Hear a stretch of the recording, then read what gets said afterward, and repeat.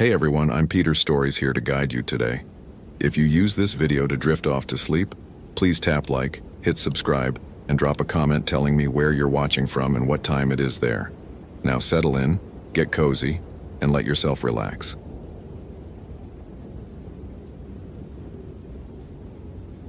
My name is Ryan Mitchell, and at 6:47 a.m. my radio crackled with the call that would change my life and my understanding of reality itself.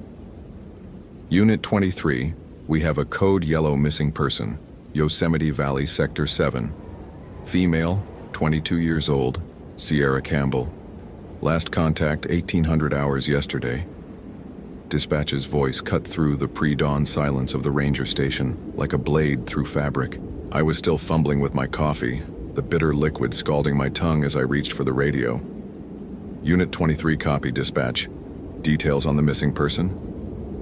Archaeology student from UC Berkeley, solo camping permit for research purposes, missed check-in call with family last night, vehicle located at Glacier Point Trailhead, tent and gear still at registered campsite, families driving up from San Francisco now.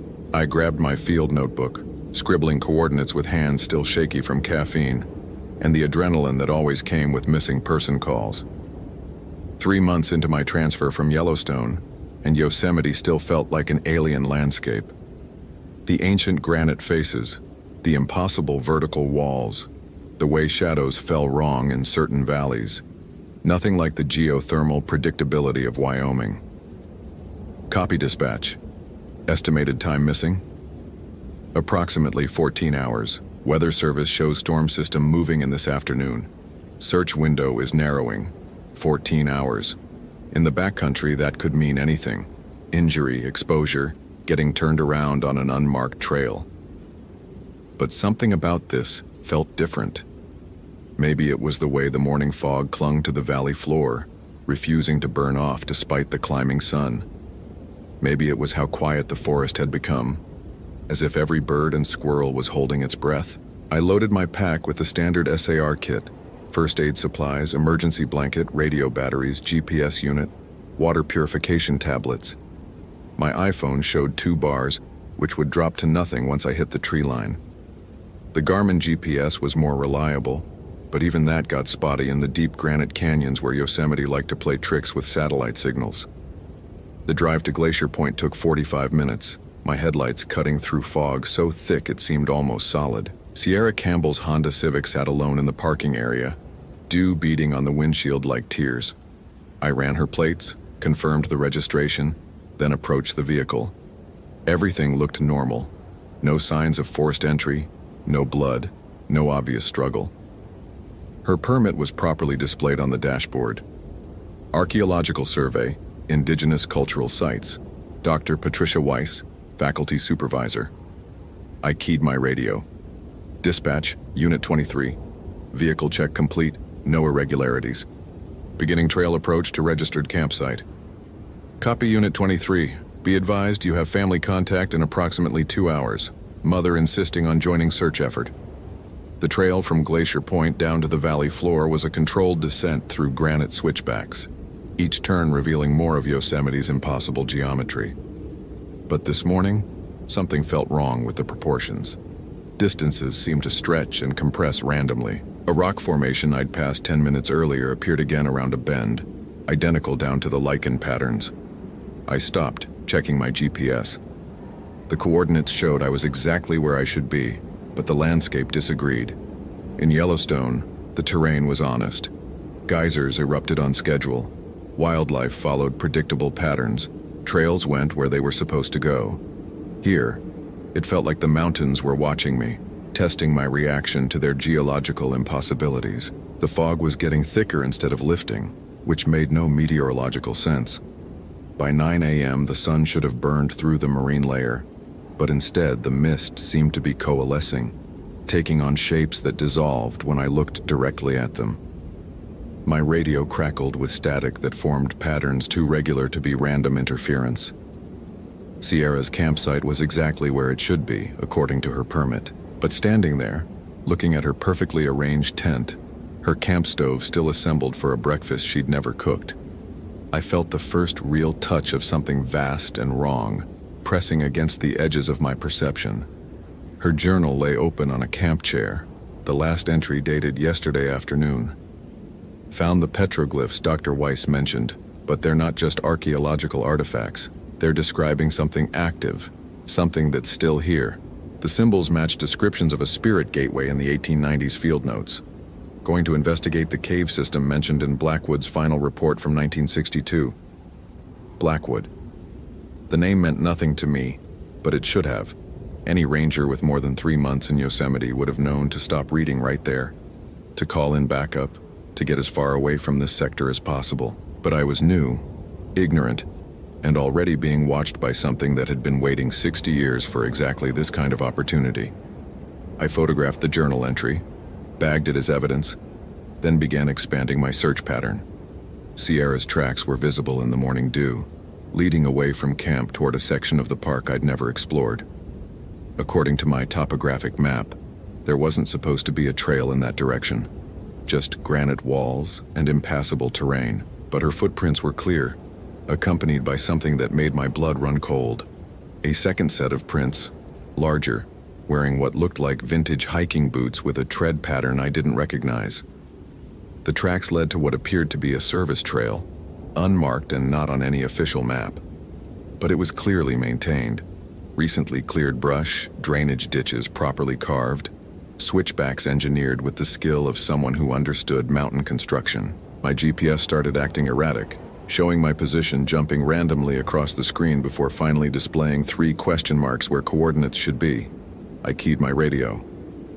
Dispatch, Unit 23. Following tracks from missing person's campsite. Trail condition is unusual. GPS signal compromised. Static filled the channel, then a voice I didn't recognize. Unit 23, this is Unit 17. What's your position, rookie? Unit 17. I'd memorized every ranger call sign for the sector. There was no Unit 17. But the voice sounded official, experienced, using proper radio protocol. Unit 17, I show no record of your assignment. Please identify yourself. Edmund Blackwood, 38 years of service. You must be the new transfer from Yellowstone. Heard you were looking for that archaeology girl. My skin went cold. 38 years of service? That would make Blackwood retirement age, but his voice sounded like a man in his 40s.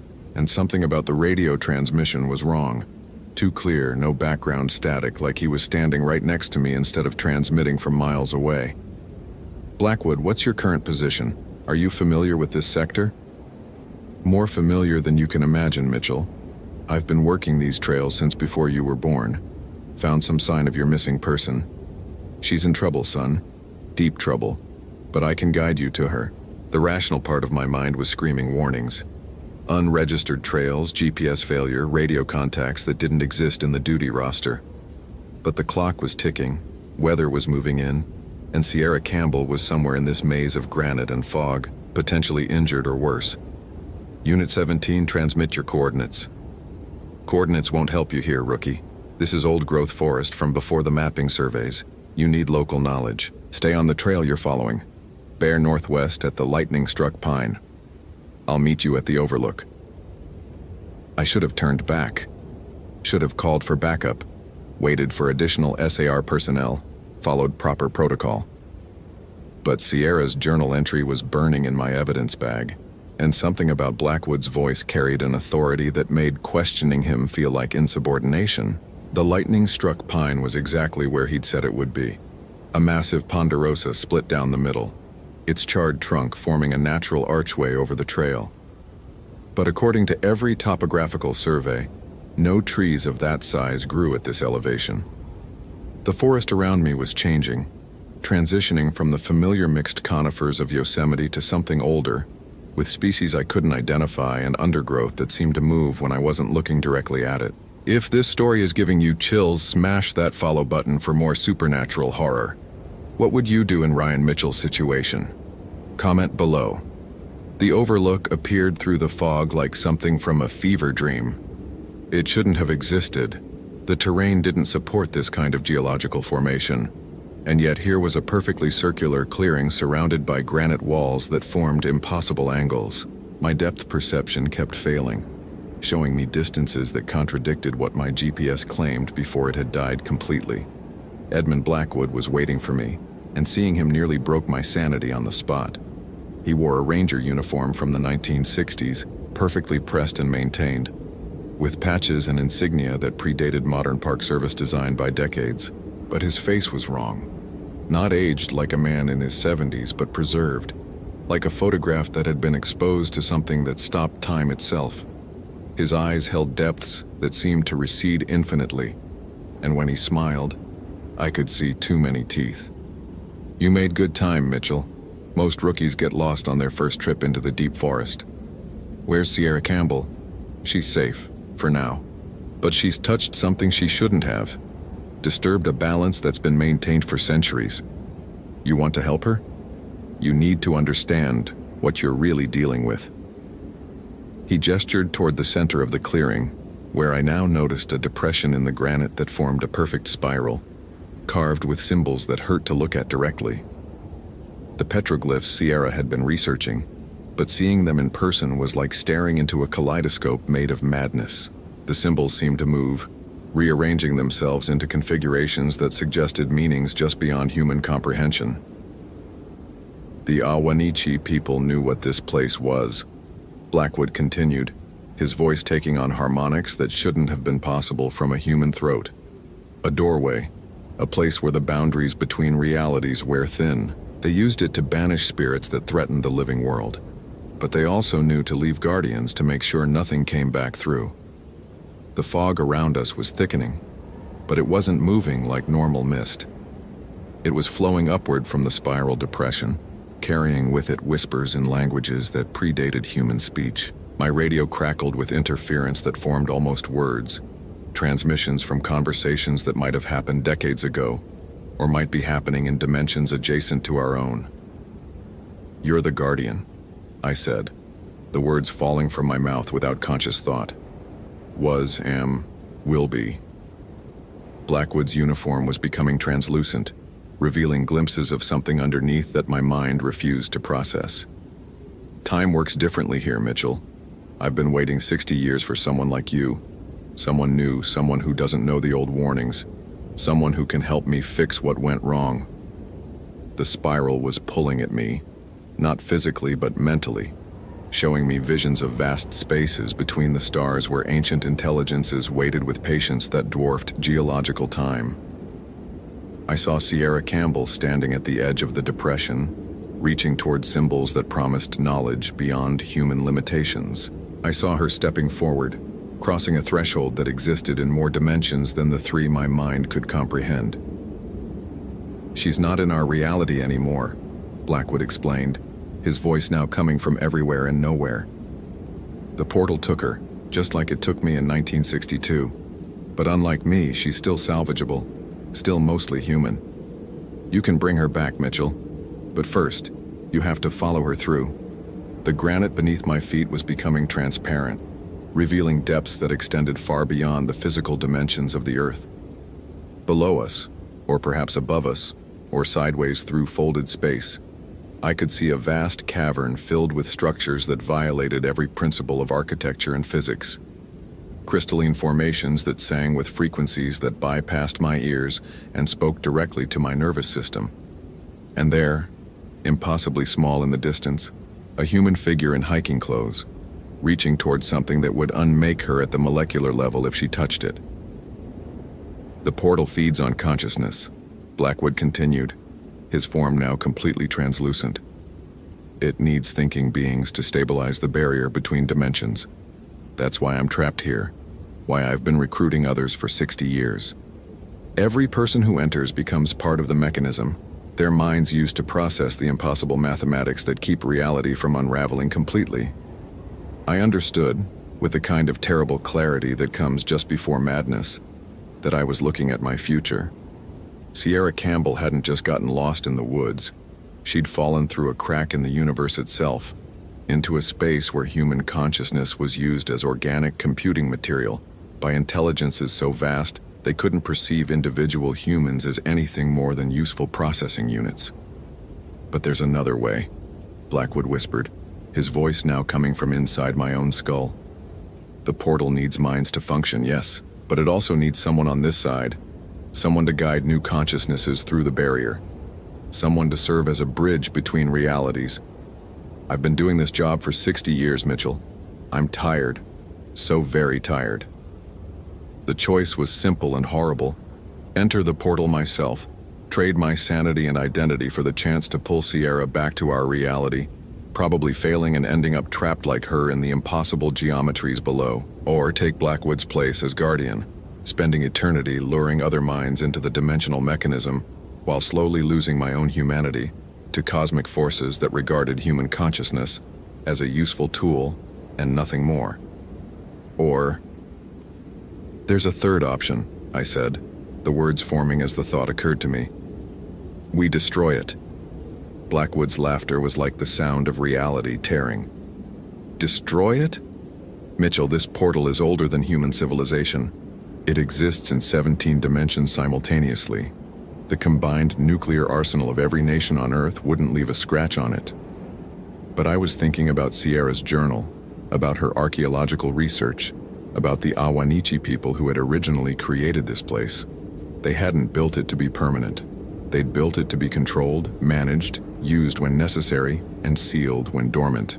Which meant, the symbols, I said, they're not just decoration, they're instructions, a user interface. Blackwood's form solidified slightly, his attention focusing on me with laser intensity. What are you thinking, rookie? The indigenous people who built this weren't trying to create a permanent portal. They were building a valve, something that could be opened when they needed to banish hostile spirits and closed afterward. There has to be a shutdown sequence, even if that were true, Blackwood said, but I could hear uncertainty in his voice for the first time. You'd need to understand the language, the specific combination of symbols, and you'd need to activate them from inside the portal itself. The control mechanisms are on the other side of the barrier.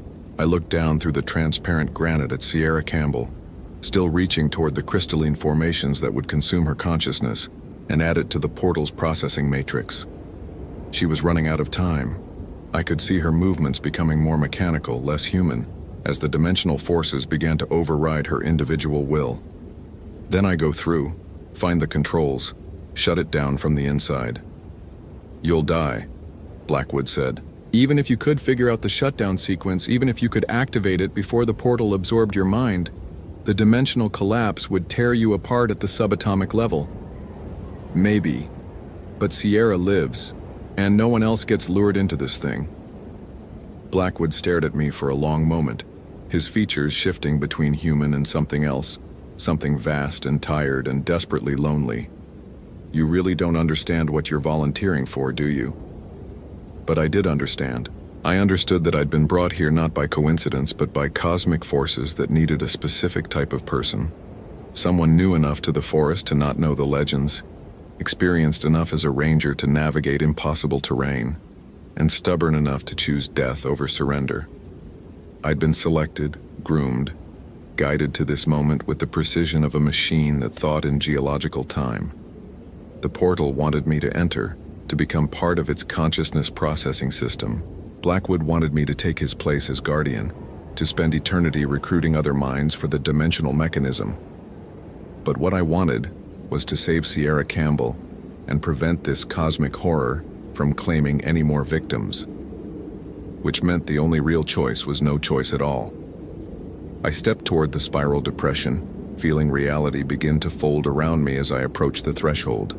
The symbols carved into the granite were becoming three-dimensional, extending through space in directions my eyes couldn't follow. My radio crackled one final time with my own voice, transmitted from a future I might never live to see. Unit 23 to dispatch. Missing person located. Initiating extraction protocol. Behind me, Blackwood called out, "Mitchell, you don't have to do this, there are other ways." But I was already falling through the barrier between dimensions, already feeling my consciousness begin to stretch across impossible geometries as the portal's processing systems began to integrate my mind into their cosmic machinery. The last thing I saw before human perception failed completely was Sierra Campbell turning toward me, her eyes wide with recognition and relief, her hand reaching out to grasp mine across a distance measured in folded space-time rather than physical meters. And in that final moment before the dimensional mathematics tore my sanity into component parts, I understood the truth that Edmund Blackwood had been trying to hide. There was no way to destroy the portal from inside. There was no shutdown sequence, no ancient control mechanism, no escape clause built into cosmic architecture that existed across 17 dimensions. There was only the endless hunger of intelligences so vast they couldn't perceive human consciousness as anything more than useful processing material. And the terrible realization that my heroic sacrifice had accomplished nothing except adding one more mind to their collection. The last transmission from my radio, detected by rangers who would never find my body, was recorded at 11:47 a.m., static that formed almost words, a voice that might have been mine calling out coordinates to a location that didn't exist on any map, warning other rangers to stay away from Blackwood's trail. But warnings are just recommendations, and there are always new rangers, always outsiders who don't know the local legends, always people who think they can save someone by walking into cosmic horror with nothing but good intentions and standard issue equipment. My name is Ryan Mitchell, and I've been waiting in the space between dimensions for someone like you to answer my radio call. Someone new, someone who doesn't know the old warnings, someone who can help me fix what went wrong. Holy hell, that was intense. Did that ending blow your mind? Like if you want more terrifying ranger stories, follow for daily supernatural horror, and comment your theory about what really happened to Sierra Campbell. I read every single one.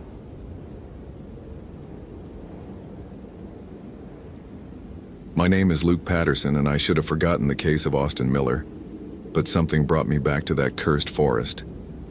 3 months. 3 goddamn months since Austin Miller vanished on Trail 847 in the Great Smoky Mountains, and I still wake up at 3 a.m. seeing his mother's face when I had to tell her we were suspending the search. 15 years as a ranger, and I'd never lost someone completely. Not without a body, not without answers. The October wind cut through my jacket as I parked my Ford F-150 at the Cataract Falls trailhead, my breath fogged in the pre-dawn darkness. 42 degrees, humidity at 78%, wind northeast at 12 millimeters. Numbers I could trust, facts that made sense, unlike the phone call that dragged me back here. Ranger Patterson. The voice had been young, nervous. I found something about Austin Miller. Meet me at the trail where he disappeared. The caller hung up before I could ask questions, but something in that kid's voice, terror maybe, made me drive the 2 hours from Gatlinburg at 4 a.m. I strapped on my pack, 35 pounds of gear, including emergency beacon, first aid, water purification tablets, emergency shelter, and my grandfather's compass from Korea. The familiar weight settled against my shoulders like an old friend. My radio crackled. Unit 23, this is base. You're off duty, Luke. What's your 20? Personal business, Sarah. I'll be back by 1400. Copy that. Stay safe out there. If only it were that simple. The trail started normal enough. My headlamp beam cut through morning mist, illuminating familiar landmarks. The split oak at 0.2 miles, the creek crossing at 0.7, the boulder field where we'd found Austin's water bottle. Empty, just like we'd left it. But at mile 1.3, something was wrong. There was a sound, soft, rhythmic, like crying. I stopped, listening. 15 years of ranger training kicked in. Identify, assess, respond. But this sound seemed to come from everywhere and nowhere. A child's sob echoing through trees that shouldn't echo. Hello? I called out. Anyone need help? The crying stopped. Then I saw her. A little girl, maybe 8 years old, stood 20 feet off the trail. White dress, dirty and torn. Dark hair hanging over her face. She wasn't wearing shoes. Hey, sweetheart, I said, using my calm, the victim voice. Are you lost? She looked up. Her eyes were completely black. I can't find my daddy, she whispered. Every instinct screamed at me to run. But I was a ranger, I help people, even when those people make my skin crawl for reasons I couldn't explain. "What's your daddy's name?" I asked, taking a step closer. "Pastor Thorne," she said. "He's waiting for us at the church." My blood turned to ice. There was no church on this trail. I'd hiked every inch of this territory for 15 years. "Where's this church, honey?" She pointed deeper into the woods, away from any marked trail. "That way Austin went to find Daddy too." "Austin," she said, "Austin." Against every rational thought, I followed her. If this story is giving you chills, smash that follow button for more supernatural horror. What would you do in Luke Patterson's situation? Comment below. The girl moved through the forest like she was floating. No broken branches under her feet, no disturbed leaves. I stumbled over roots she seemed to pass right through. My GPS started spinning wildly, first showing I was headed north, then south, then directions that didn't exist. "Sweetheart, slow down," I called, but when I looked up, she was gone. I was alone in a part of the forest I'd never seen before. The trees were wrong, too tall, too dark, growing in patterns that hurt to look at. My compass needle spun like a drunken dancer. The temperature had dropped 20 degrees in the span of 10 minutes. Then I heard the voice. "You came back." I spun around. A man stood behind me, tall, elderly, wearing a black suit that belonged to another century. His smile was warm, grandfatherly. His eyes were the same bottomless black as the little girl's. "I'm Pastor William Thorne," he said. "I've been waiting for you, Luke." "How do you know my name?" "I know many things. I know you're here about Austin. I know you blame yourself for losing him. I know you haven't slept more than 3 hours at a time since September." He was right about everything, but that was impossible. "Where is Austin?" I demanded. "Safe, learning. Would you like to see him?" Pastor Thorne gestured behind him. There, in a clearing that definitely hadn't been there seconds before, stood the ruins of an old church. Stone walls covered in moss, a bell tower that leaned at an impossible angle, stained glass windows that showed images I couldn't quite focus on, and standing in the doorway was Austin Miller. He looked exactly the same as the day he'd disappeared. Same hiking clothes, same backpack, same confused expression. But something was wrong with his eyes. They had that same hollow darkness as the girl and the pastor. "Austin!" I shouted, running toward him. But with each step, the church seemed to move further away. The ground under my feet felt liquid, unstable. Time stretched like taffy. I ran for what felt like hours, but moved only inches. "He can't hear you," Pastor Thorne said, suddenly beside me, though I hadn't seen him move. "Not yet. He's still learning to listen properly." "What did you do to him?" "I saved him. From loneliness. From doubt. From the terrible burden of independent thought." The pastor's voice was hypnotic, reasonable. "I can save you too, Luke. You're so tired. Tired of responsibility. Tired of failure. Tired of making decisions that get people hurt." He was right. God help me, he was right. I was tired, bone-deep, soul-crushing, exhausted from 15 years of search and rescue, of carrying other people's lives in my hands, of never being quite good enough to save everyone. "Just rest," the pastor whispered. "Let someone else make the hard choices." The words wrapped around my mind like warm honey. It would be so easy to stop fighting, stop thinking, stop carrying the weight of every missing hiker, every failed rescue, every family I'd had to disappoint. I took a step toward the church. Then my grandfather's compass grew hot against my chest. The metal burned through my shirt, shocking me back to awareness. My grandfather had carried this compass through 3 years of Korean War hell. He'd never stopped fighting, never stopped thinking, never gave up his will to another man. Neither would I. "Get the hell away from me," I snarled, backing away from the pastor. His grandfatherly mask slipped. For just a moment I saw what was underneath, something ancient and hungry, wearing human flesh like an ill-fitting coat. "You will come to me willingly, Luke Patterson," he said, "or you will come to me broken. The choice is yours." The forest around me exploded into chaos. Trees bent into impossible shapes, The ground tilted like a ship in a storm. Reality itself seemed to be having a nervous breakdown. But I was a ranger. I navigate by landmark and compass bearing, not by what feels right. I follow protocol, not emotion. And Protocol 7 for supernatural encounters, which definitely wasn't in any manual but should have been, was simple. When reality breaks down, trust your equipment. I pulled out my backup GPS unit, the old analog one that didn't rely on satellites. The needle pointed steadily northwest, toward the real trail, toward sanity, toward home. I ran. Behind me, Pastor Thorne's voice followed. You cannot escape what you've already chosen to become. You will return, Luke Patterson. They always return. But I kept running, following the compass needle, until the impossible trees became normal pines, until the ground felt solid again, until I burst out onto Trail 847 exactly where I'd left it.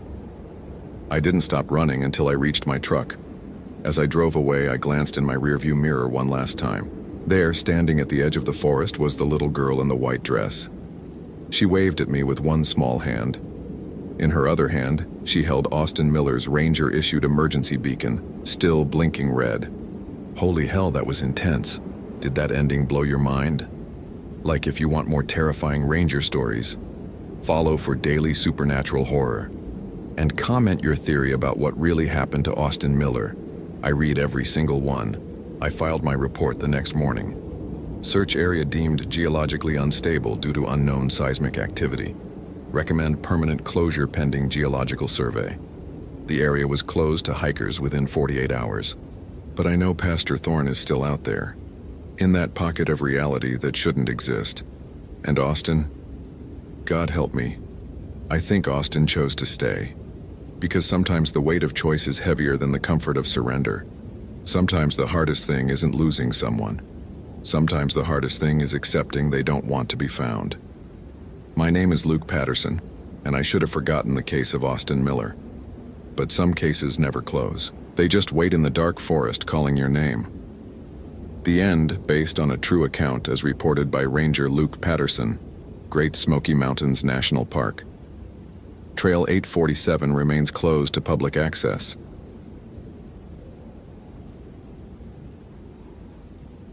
My name is Dylan Thompson, and this was the 6th hour searching for Grace Murphy in the trails of Olympic National Park, when I first heard Samuel Blackwood's voice crackle through my radio, a man who'd been officially dead for 41 years. The November rain had turned the Salduke River Trail into a maze of mud and fallen Douglas fir branches, each step squelching with the kind of sound that makes your spine crawl. My Garmin GPS read 47.9517 degree N, 1 to 23, 8365 the Gaza W, coordinates that should have placed me at marker 4.2 on the established search grid, but something felt fundamentally wrong about where I stood. The trail curved in ways I didn't remember from 15 years of walking these paths, and the ancient cedars seemed to lean inward like they were listening to secrets I wasn't supposed to hear. Grace Murphy, 23 years old, archaeology graduate student from University of Washington, last seen 18 hours ago at the Salduke Hot Springs trailhead, wearing a red North Face jacket and carrying a weathered leather journal filled with research about pre-Columbian ritual sites. Her mother's voice on the phone that morning still echoed in my head. Please, Mr. Thompson, she's all I have left. Please bring my baby home. The metallic taste of exhaustion coated my tongue as I pressed the transmit button on my Motorola radio. Unit 7 to base, still no sign of the subject at grid sector Delta 4, proceeding northeast toward the thermal springs. Over. Static. Nothing but static. I tried again. Base, this is Unit 7. Radio check. Over. More static. Then something that made the hair on my arms stand up. A voice I recognized but shouldn't have. Warm and authoritative with the easy confidence of a man who'd spent decades in these woods. Unit 7, this is Ranger Station Alpha. We've got movement on the thermal sensors near the old growth section. Possible subject sighting. Coordinates 479523 Digien, 123.84 under 1 Dig W. Investigate and report. Over. I knew that voice.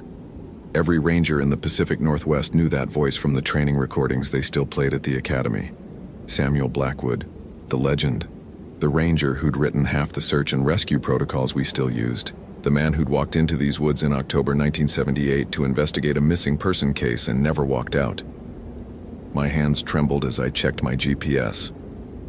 The coordinates he'd given me were only 200 meters northeast, up a steep incline through old-growth forest that I'd traversed hundreds of times. But as I looked in that direction, the trees seemed different, older, more twisted, their bark scarred with symbols that looked carved but couldn't possibly be there. "Copy that, Alpha," I heard myself saying, en route to investigate. The first rule of psychological manipulation is isolation. Make the target question what they're seeing, hearing, experiencing. I'd learned this in my hostage negotiation training, but I'd never expected to be the target. With each step toward those coordinates, the forest grew quieter. Not peaceful quiet, predatory quiet. The kind where even the Douglas squirrels stop chattering and the Stellar's jays forget how to call. My boots, standard issue Danner Rangers that had carried me through a decade and a half of rescues, suddenly felt like they were sinking deeper into the earth with each step. The familiar weight of my pack, 35 pounds of emergency gear, first aid supplies, and rescue equipment, now felt like it was pulling me backward, as if the forest itself was trying to keep me from reaching those coordinates. The smell hit me first. Not the clean scent of cedar and fir needles I'd grown up with, but something underneath it. Something sweet and rotting, like flowers left too long on a grave. My radio crackled again. "Unit 7, be advised we're showing multiple heat signatures in your area. Exercise extreme caution, over." Multiple heat signatures. Grace Murphy and who else? I unclipped my mag light from my duty belt, though the overcast November sky still provided enough light to see. My thumb found the familiar ridged pattern of the flashlight's handle, a detail that suddenly seemed incredibly important, like I was trying to anchor myself to reality through tactile sensation. "Alpha, can you clarify number and position of heat signatures?" "Over." "Unit 7. The voice was definitely Samuel Blackwood's, but now it carried something else underneath. Something that made my molars ache. "Unit 7, you're almost there. Just keep walking straight. She's waiting for you. She's waiting for you." Not the subject is located or possible visual on missing person. She's waiting for you. Like this was personal. Like Grace Murphy had specifically been waiting for Dylan Thompson to find her. I'd been a ranger for 15 years.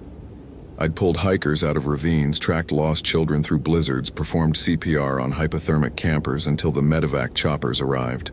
I'd seen people at their absolute worst and most desperate, and I'd learned to trust my instincts about when something felt wrong. Everything about this felt wrong.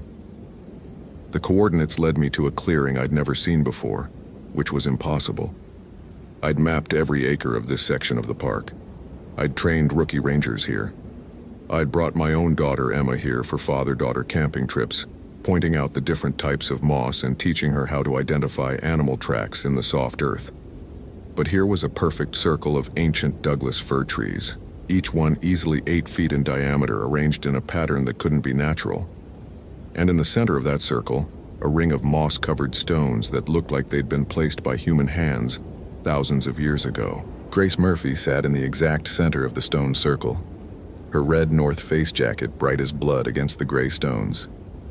She was writing in her leather journal, completely absorbed in whatever she was recording, as if she hadn't been missing for 18 hours, as if her mother wasn't calling the ranger station every 30 minutes asking for updates.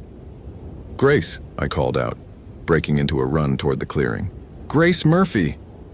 She looked up at me and smiled, and that's when I knew I was completely and utterly fucked. Because Grace Murphy's eyes were gone. Not injured, not damaged. Gone.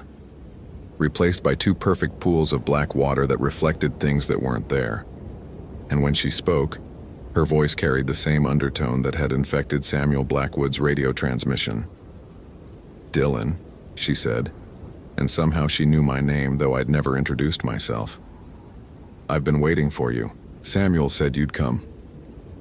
My service weapon, a Glock 22/40 caliber, was suddenly in my hand, though I didn't remember drawing it. 15 years of training kicked in. Assess the threat, secure the victim, establish communication with base. But every protocol I'd learned seemed inadequate when faced with a missing person whose eyes had been replaced by supernatural voids. "Grace, I'm Ranger Dylan Thompson. Your mother sent me to find you. We need to get you medical attention immediately." She laughed, and the sound made every tree in the clearing shiver despite the complete absence of wind. "Medical attention? Dylan, I've never felt better in my life. I've found it, you see. The place where the spirits cried blood. The ritual site that Samuel has been guarding all these years." Samuel. She was talking about Samuel Blackwood like he was still alive, still here in these woods. My radio erupted with static, then Blackwood's voice again. "Unit 7, status report. Have you located the subject?" I keyed the mic with my left hand while keeping my weapon trained in Grace's general direction. "Base, I've found Grace Murphy. She requires immediate medical evacuation. Something's wrong with her eyes." "Wrong with her eyes?" Blackwood's voice carried what might have been amusement. "Dylan, her eyes are perfect now. She can see things the way they really are. The way you'll see them too once you step into the circle. If this story's giving you chills, smash that follow button for more supernatural horror. What would you do in Dylan Thompson's situation? Comment below. Step into the circle. Every survival instinct I'd developed over 15 years of wilderness rescue was screaming at me to run, to get the hell out of this clearing and call for backup. But Grace Murphy was sitting there looking at me with those impossible black pools where her eyes should be, and I'd made a promise to her mother. I'd made a promise to bring her baby home. "Grace, I need you to come with me. Your family is worried sick about you." "My family," she repeated, tilting her head like she was trying to remember something from a half-forgotten dream. "Yes, I had a family once, before I learned about the stones, before Samuel showed me what's really underneath the forest." The temperature in the clearing dropped 20 degrees in a matter of seconds. My breath came out in visible puffs and frost began forming on the metal parts of my gear. In November in the Pacific Northwest, this was possible, but unlikely. Combined with everything else, it felt like the forest itself was trying to tell me something. "Grace, whatever you think you've learned here, we can talk about it later. Right now, I need to get you somewhere warm and safe." "Warm and safe," she echoed, then stood up with movements that seemed to flow like water rather than the jerky, nervous motions I'd expect from someone who'd been missing in the wilderness for 18 hours. "Dylan, do you know what happened to Samuel Blackwood?" The question hit me like a physical blow, because I did know what happened to Samuel Blackwood, at least the official version. Missing person case in October 1978. Massive search operation involving multiple agencies. They'd found his ranger station vehicle parked at the Sol Duke trailhead, found his radio and some of his gear scattered along what appeared to be a hastily abandoned search pattern, but they'd never found him. "Samuel Blackwood disappeared in 1978, I said carefully. "He was declared dead in absentia." Grace's ruined face broke into a smile that was somehow worse than her missing eyes. "Disappeared," she repeated. "That's what they wrote in the reports, isn't it? But Samuel didn't disappear, Dylan. Samuel found what he was looking for. He found the truth about this place, about what lives in the deep woods where the old spirits still remember the blood sacrifices." My radio crackled. "Unit 7, are you getting cold feet? Just step into the circle, son. I've been waiting 41 years to talk to another ranger about what really happened in 78. The voice was coming from my radio, but it was also coming from behind me. I spun around, weapon raised, and saw him standing at the edge of the tree line. Samuel Blackwood looked exactly like his photograph in the ranger station lobby, except for his eyes. Like Grace, his eyes had been replaced by pools of perfect darkness that reflected things that couldn't possibly be there. He wore his 1978 uniform, complete with the old-style campaign hat. But the fabric moved in ways that suggested it wasn't quite fabric anymore. "Hello, Dylan," he said, his voice carrying 41 years of isolation and something much, much worse. "I've been looking forward to meeting you. You've got quite a reputation in the service." "You're dead," I said, which felt like a stupid thing to say to someone who was obviously standing right in front of me. But my brain was struggling to process what I was seeing. "Dead?" Samuel laughed, and frost spread across the ground from where he stood. Dylan, I'm more alive than I've ever been. I'm part of the forest now, part of something so much bigger than those silly little search and rescue operations we used to run. What do you want? What do I want? He began walking toward me, each step leaving footprints that looked burned into the earth. I want you to understand. I want you to see what I've seen. 41 years ago, I was just like you, confident, experienced, certain that I understood these woods. I thought I was the apex predator in this ecosystem. He gestured toward the stone circle where Grace sat, watching our conversation with those horrible empty eyes. Then I found this place, the old circle, the place where the indigenous peoples made their offerings to the forest spirits for thousands of years before we ever set foot here. And I learned that there are things in these woods that are so much older and more powerful than any human being. My hands were shaking now, partly from the supernatural cold, partly from exhaustion, partly from the growing certainty that I was completely out of my depth. But I had a job to do. Samuel, I don't care what you think you've learned. I'm taking Grace Murphy out of here, and then I'm calling in federal backup to deal with whatever this is.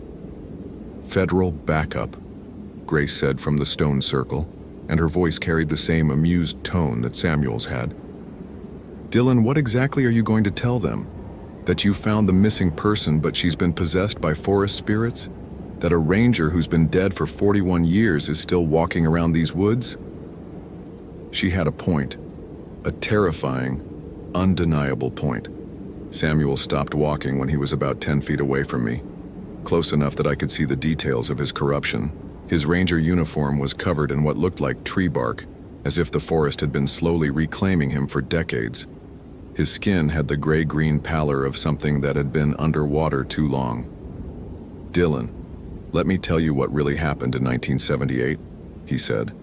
I was investigating a missing person case just like you are now. A young woman had disappeared while doing research on indigenous archaeological sites. Sound familiar?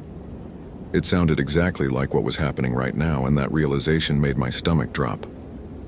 She'd found references to this place in old tribal oral histories. Stories about a circle of stones where the spirits demanded blood sacrifices in exchange for protection of the forest. I thought it was academic bullshit.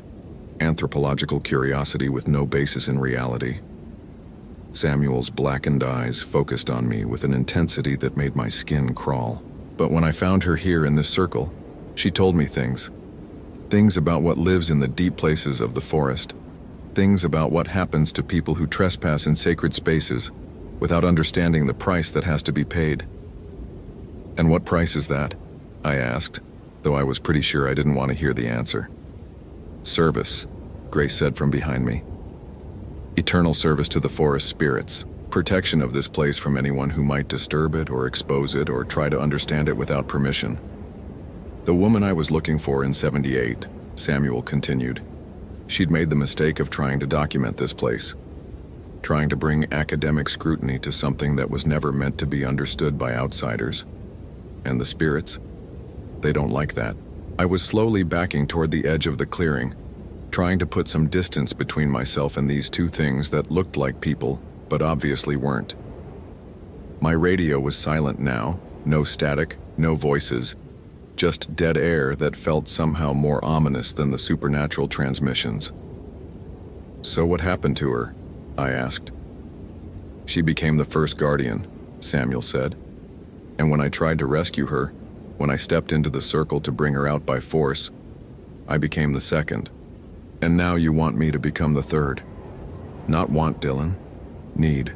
The circle requires 3 guardians to maintain the barrier that keeps the really dangerous things contained in the deep forest. For 41 years, it's just been her and me. We're tired. Grace stood up from the stone circle and began walking toward me, her movements still flowing like water, her black pool eyes reflecting things I couldn't identify. Dylan, you have a choice. You can step into the circle willingly, accept the responsibility of guardianship, and help us protect the forest from the things that would destroy it. Or we take you by force, Samuel finished. And then we go collect your wife Sarah and your daughter Emma, and we make them guardians too. The mention of my family hit me like a sledgehammer to the chest. Sarah, who'd packed my lunch that morning and kissed me goodbye, who'd made me promise to be home in time for Emma's school play. Emma, 8 years old, who still believed her daddy could protect her from anything in the world. "How do you know about my family?" "Dylan," Samuel said gently, like he was talking to a confused child. "I've been watching you for years, watching all the rangers who work these trails, waiting for the right one, someone with enough experience to understand the responsibility, but enough to lose that the choice would be meaningful. My service weapon felt useless in my hands. How do you shoot something that's already dead? How do you protect your family from something that can apparently watch you without being seen?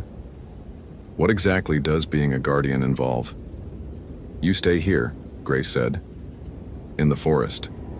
You become part of it, like Samuel and I have. You learn to hear the voices of the old spirits, and you make sure that no one else finds this place. No archaeologists, no researchers, no curious hikers who stumble across something they shouldn't see. And if someone does find it, then you do what guardians have always done," Samuel said. "You protect the sacred places by any means necessary."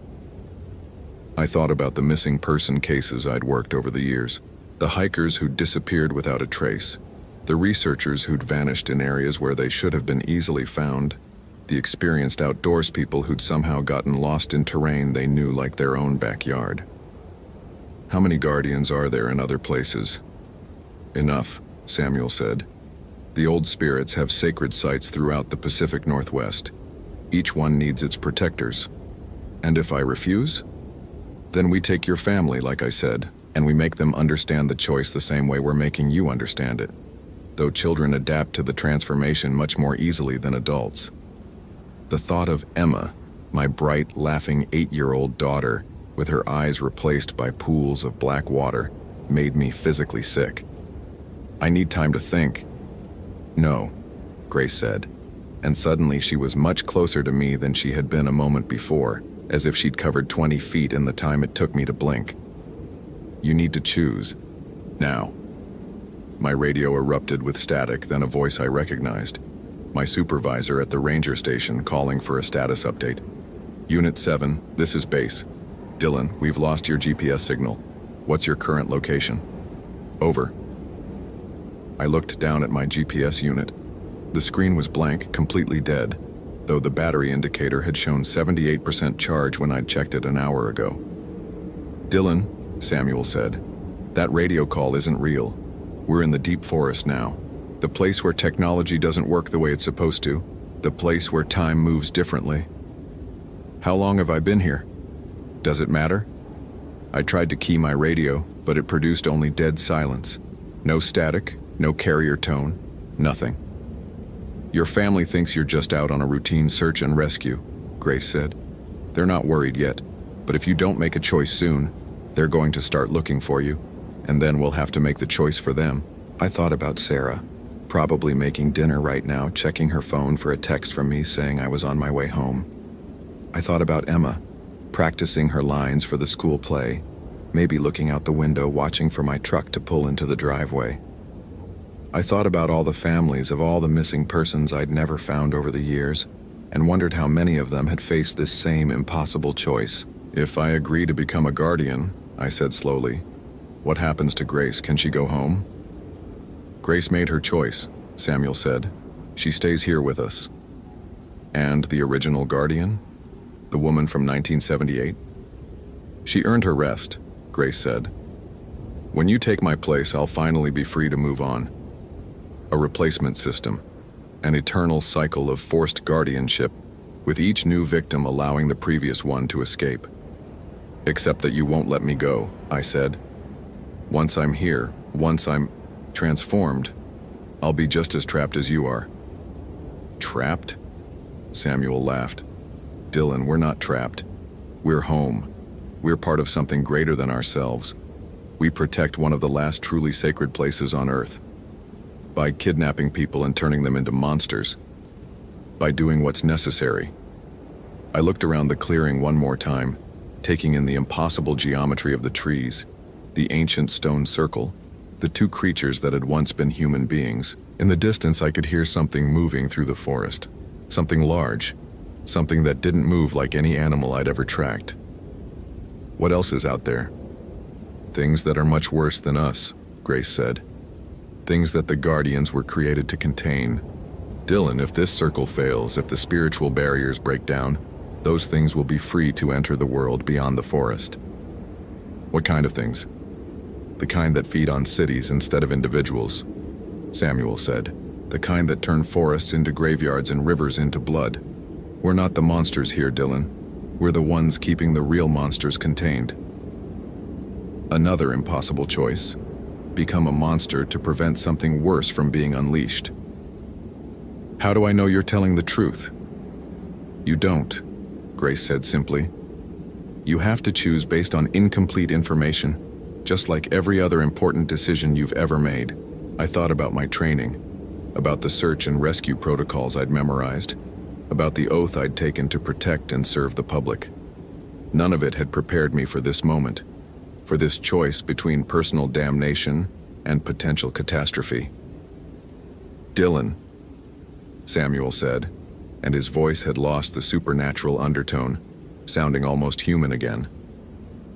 I know this is impossible. I know it seems like a nightmare. But I need you to understand, I was just like you.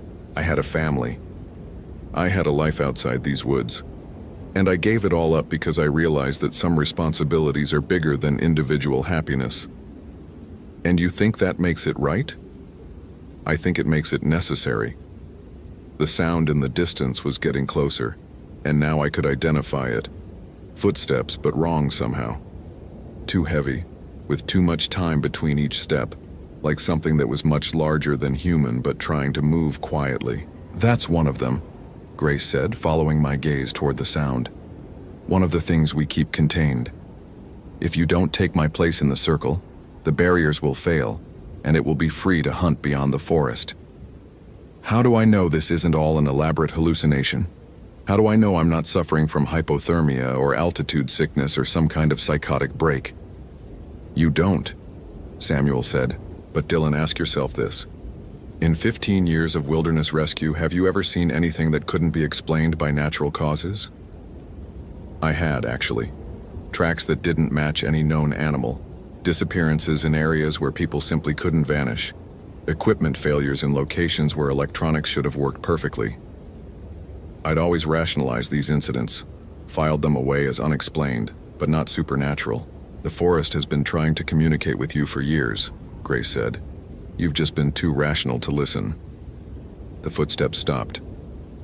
Whatever was making them was close now, just beyond the edge of the clearing, waiting.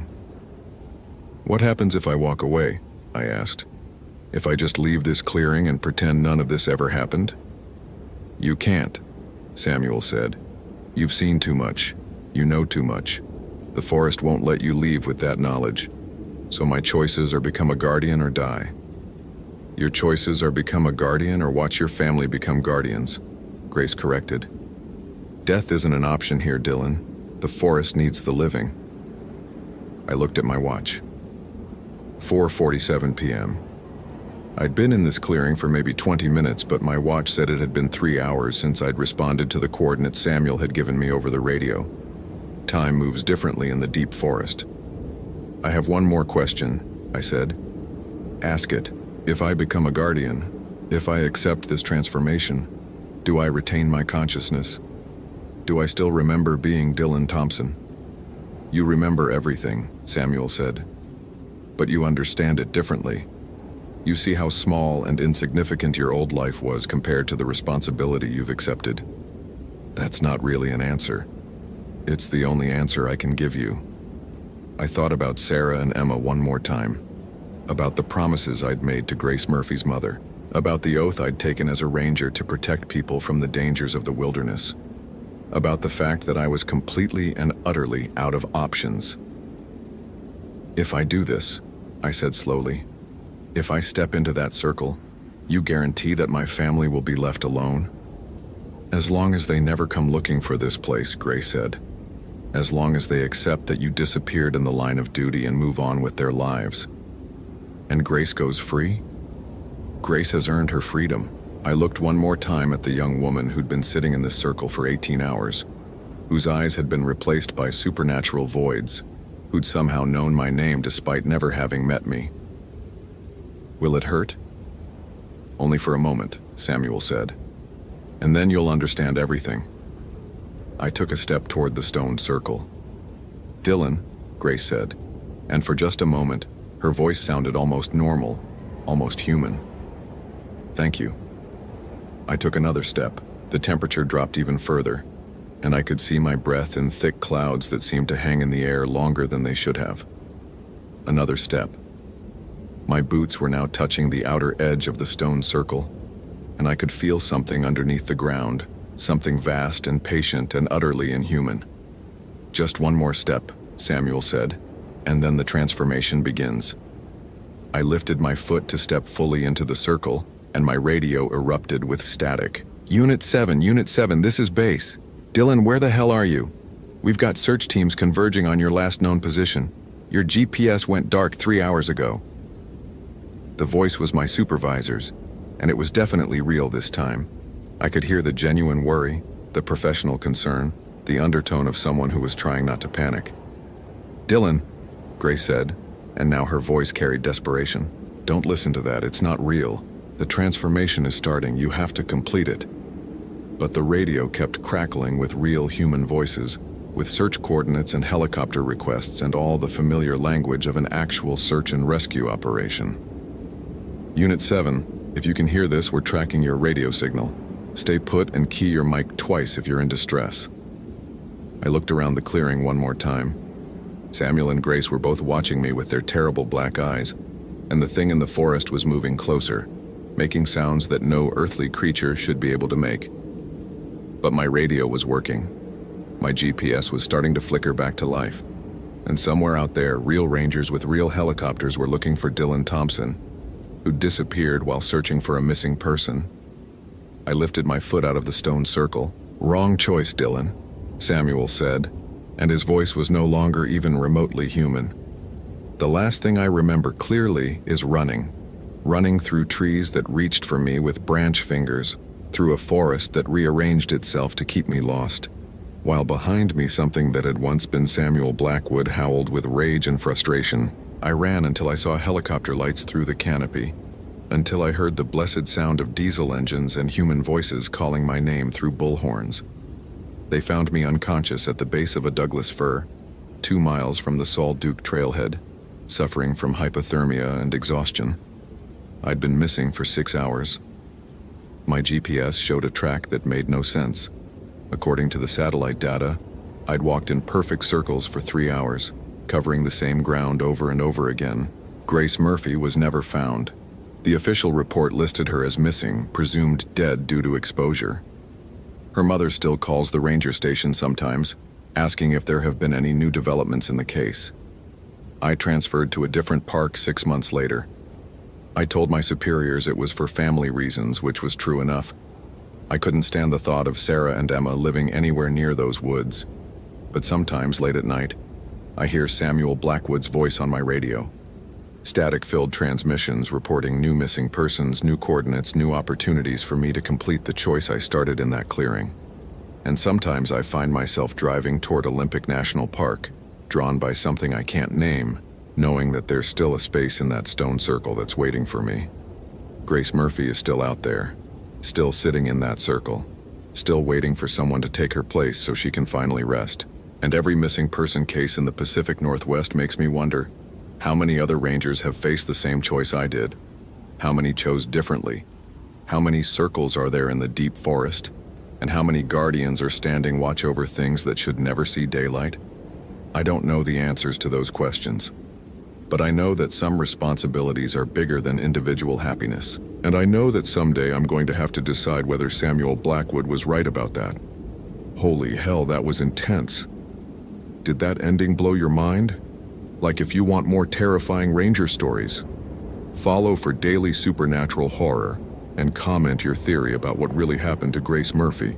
I read every single one.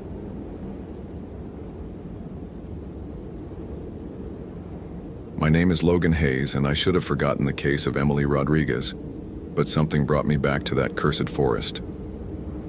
6 months had passed since the 22-year-old psychology student vanished without a trace from the Cascade Mountain Trail in Olympic National Park, Washington. 6 months since I'd walked those same paths, calling her name until my voice went raw, finding nothing but an abandoned backpack and a single hiking boot with blood on the sole. The case was officially cold. The FBI had moved on. Her family had held a memorial service. Even I had been reassigned to the northern sector. But at 3:47 a.m. on October 13, 2019, my Samsung Galaxy S10 buzzed with a text that made my blood freeze. She's still alive. Grid reference 47-8-21 de Guangdian, 123.66044 d Grid OW. Come alone. E. Emily's phone had been destroyed in the initial search. This message was impossible. I sat up in bed, my wife Sarah mumbling in her sleep beside me. The house felt wrong, too quiet, like the air itself was holding its breath. My ranger instincts, the ones that had kept me alive for 12 years in these mountains, were screaming that something predatory was watching me through the darkness. I could taste copper pennies on my tongue, a metallic wrongness that made my stomach clench. I pulled up the coordinates on my phone.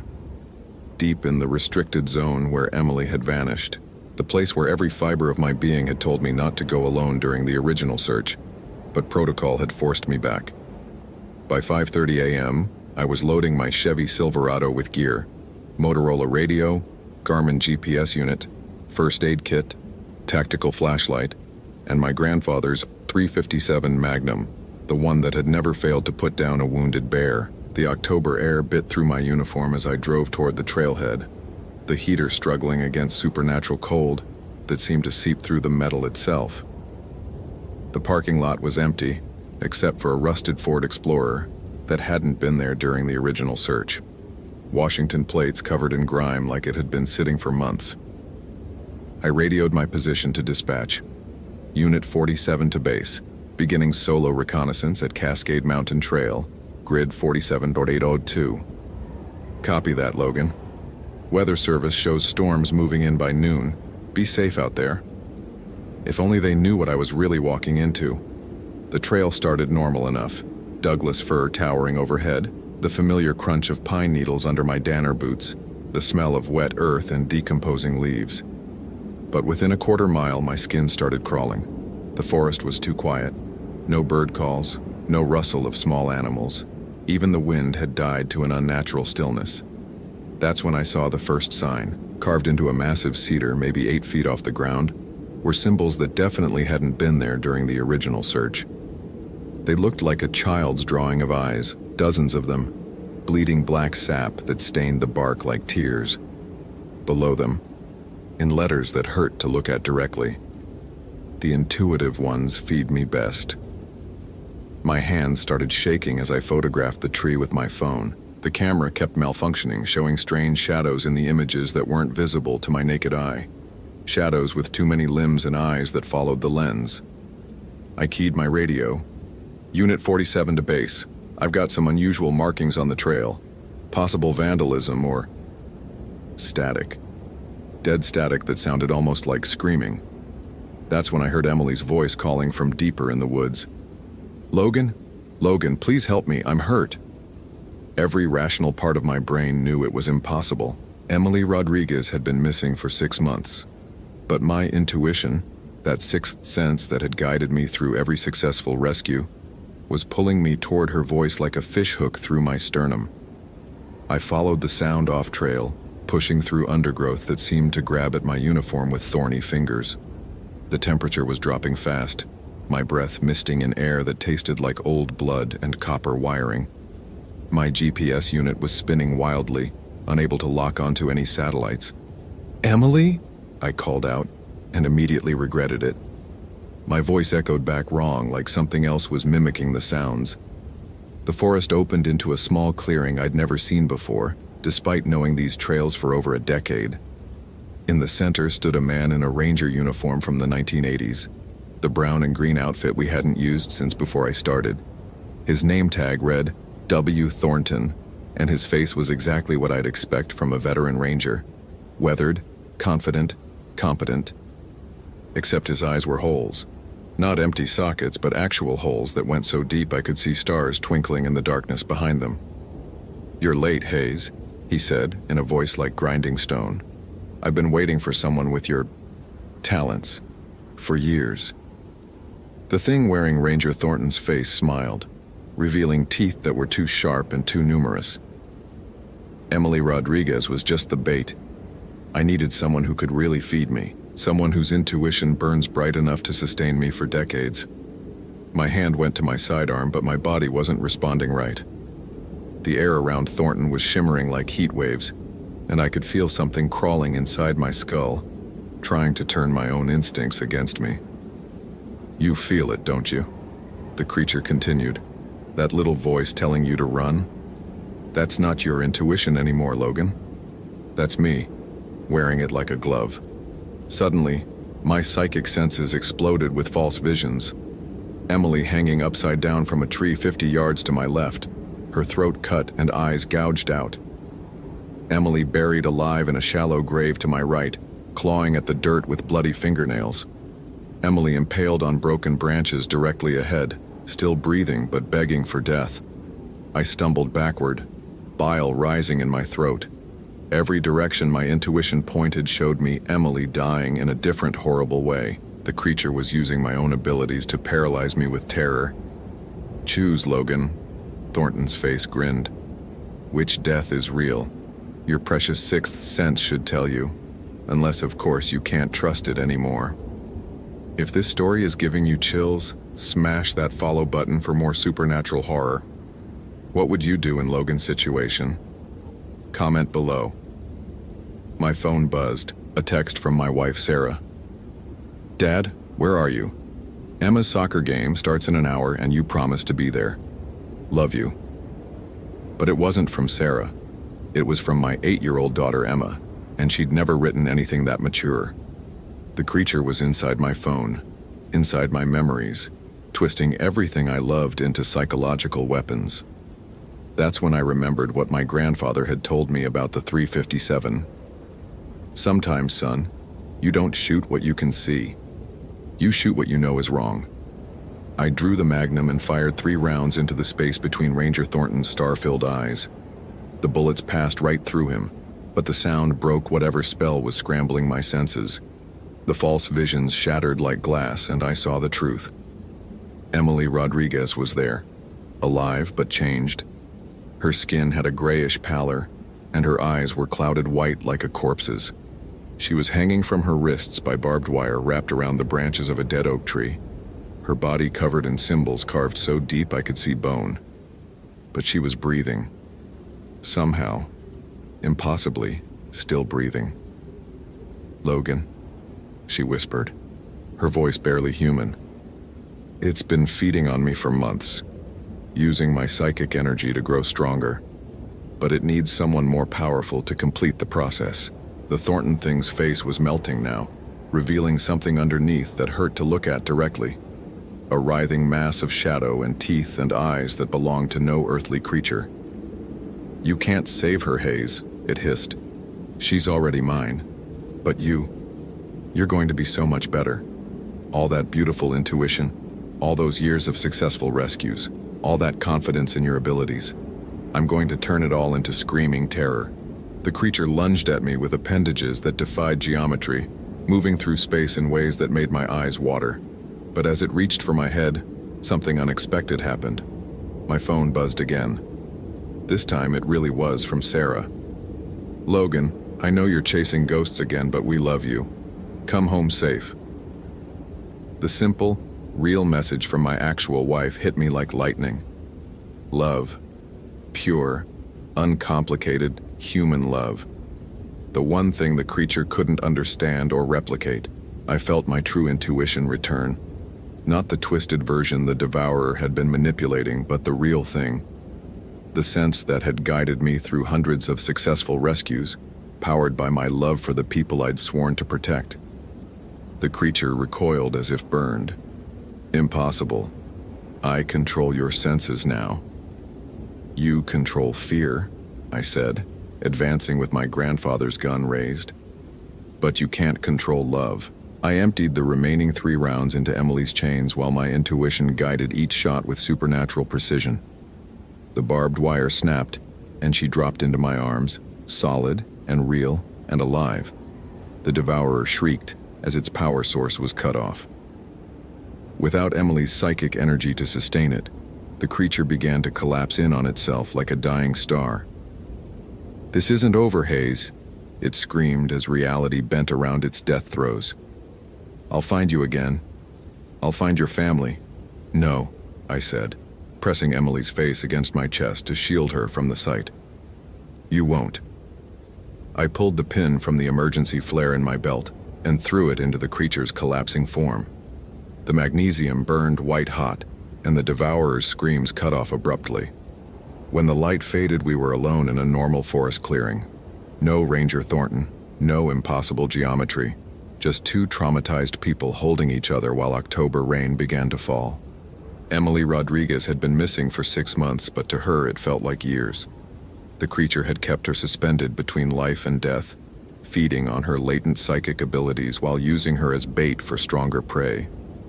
The physical wounds would heal, the doctor said later. The psychological ones would take much longer, but she was alive. My intuition had been right all along.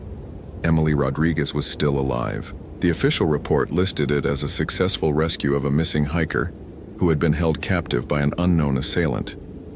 The strange markings on the trees were attributed to vandalism. The rusted Ford Explorer was never claimed and was eventually scrapped. Only Emily and I know the truth about what really happened in those woods. About the thing that wore Ranger Thornton's face and fed on human intuition like a parasite. About how love proved stronger than supernatural terror. Sometimes, late at night, I still feel something watching me from the shadows between the trees. But my intuition, my real intuition, powered by love for my family and dedication to protecting others, tells me that some things stay dead when you kill them the right way.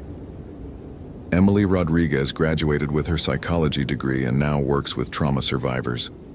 She sends me a card every year on October 13th with the same message. "Thank you for trusting your heart when your head was lying." I keep that card in my wallet right next to a photo of Sarah and Emma. Sometimes the best compass isn't the one that points north, it's the one that points home. Holy hell, that was intense. Did that ending blow your mind?